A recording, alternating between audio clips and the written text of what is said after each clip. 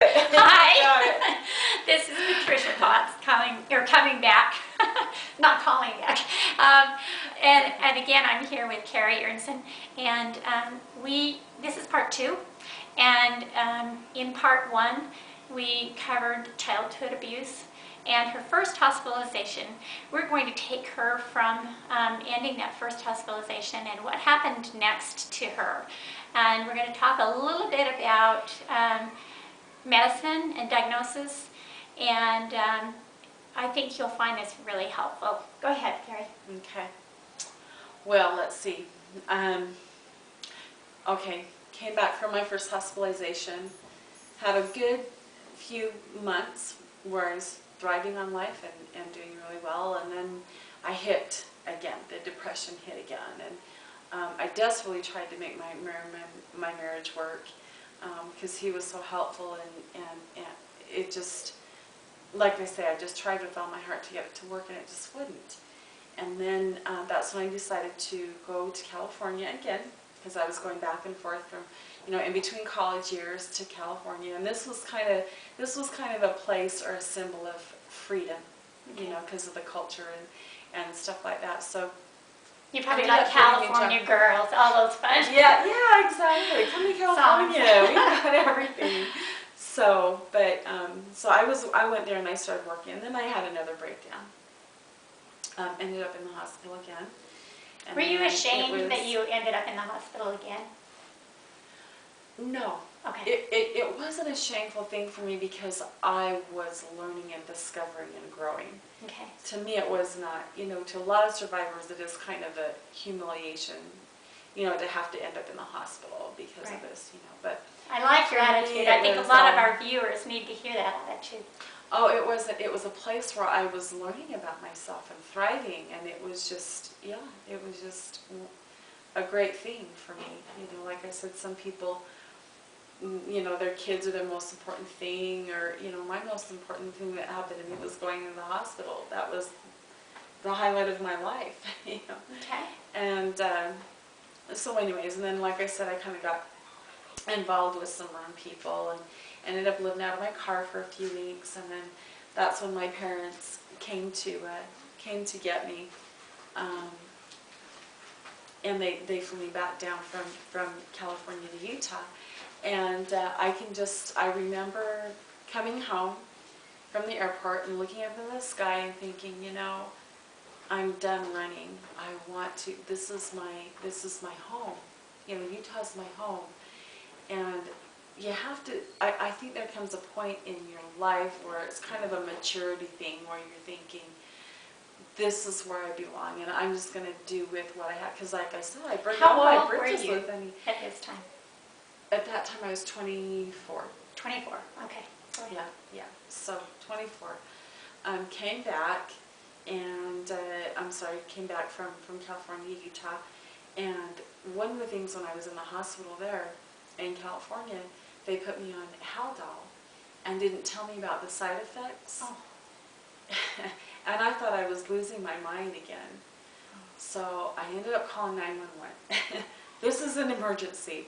And they came down and, because I said I was going to kill myself if I had to experience this anymore. So they came down, took me to the hospital, I explained what I was feeling, and the doctor said, we know what that is, and he got a needle with some stuff in it, shot me, and within about a minute, it just, the feeling left. I said, what did you do, How did you do this? And he said, well, you're experiencing a side effect called akathisia, yada, yada, yada. And I said, okay, great, thanks, see ya. And they were like, wait a minute, not so fast, get over here, lady, we're not done with you. We need to explore why you keep coming in and out of the hospital and stop this revolving door with the hospital.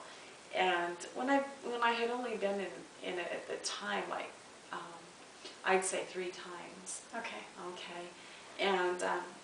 And so I wasn't ashamed of it, like they're trying to make me feel, okay. You need to stay away, you need to stay away from the hospital. And it was like night and day, because I've had professional kinds of help where insurance covers, and then I've experienced the state-funded hospitals. Okay. And they're like night and day. Really? The Are help they? that you, the help that you get is like night and day. From private and From private state. to state-funded Wow. places, you know. Scary. And they didn't like me, the doctors didn't like me because I spoke too forcefully about the things that were wrong. And that really pushed their buttons, I don't think they liked that because I was, you know, comparing it to what I had experienced in other hospitals Yeah. to what, you know, what they were doing. And they threatened to put me in the state hospital. I said, "You're not put me in the state hospital." Well, a couple days later, guess what ended up happening? I ended up in the state hospital. Oh, Yeah. my goodness. So, and then this was kind of like a different kind of a healing again, because before where it was with I had the courage to heal, and I saw the steps and went through all the steps and stages. This was more of a like, there but for the grace of God go I. Huh. Do you know what I mean? Because And you saw just people kind who of- were worse off than you. Yeah. Well, not so, it's just I had no control. Okay. This was a kind of healing where I had no control over my life. Wow. And this is, I feel like the things were happening because it was kind of a meant to be type of thing. You know, I mean, I can remember getting to the state hospital and I sat by How the long were payphone. you there? 3 months. Wow. Sat by, when I first got there, sat by the phone with my mom's calling card, calling my ex-husband, my ex-bishop, my therapist.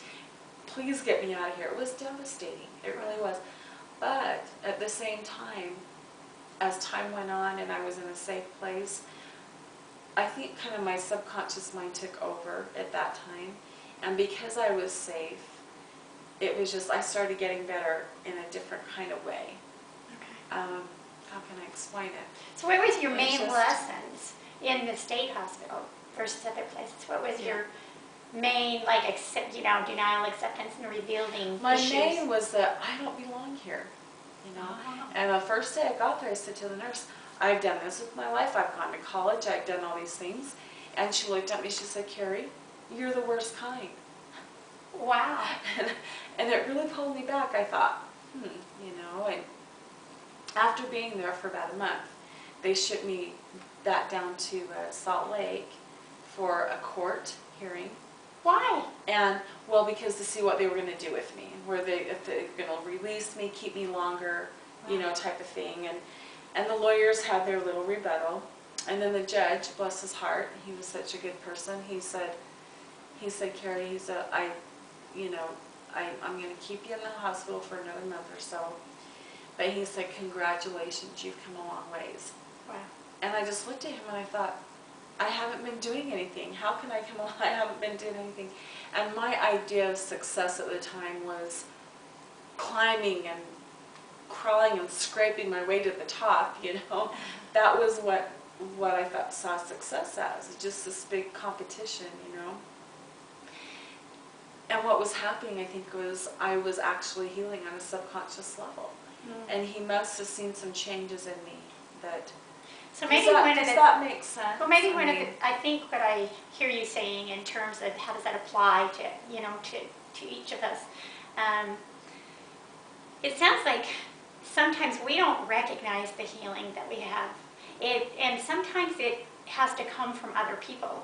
And sometimes that comes unbidden. It sounds like, the judge, you didn't go to the judge and say, "Can you see that I've healed?" But he saw it and he let you know. And I think in each one of our lives, when we get to that point where we just say, "I'm not getting any better, I'm not," it's good maybe to talk to another person, even whether it's a therapist or a friend or a parent, a sibling, or somebody, and say, "I've been struggling with this for a while. Can you see any change?" And because that's important to see change. Yeah. Well, it was interesting because, when I got out of the state hospital, I was no longer paranoid. Wow. The voices that I was experiencing simmered down. Wow. That's what I mean by healing on a subconscious level. I I wasn't consciously aware of what was going on. But what I could do is once I got out of the state hospital, I thought, I've come a long ways. And then you could see I it. didn't have to pull and scratch and, and clock. Do you know what I mean? Yeah, It it was on happens a more naturally subconscious by level. living maybe true and correct principles that you learned there. Yeah, yeah. And then Some the of it. thing too is I always was a believer in the spirit.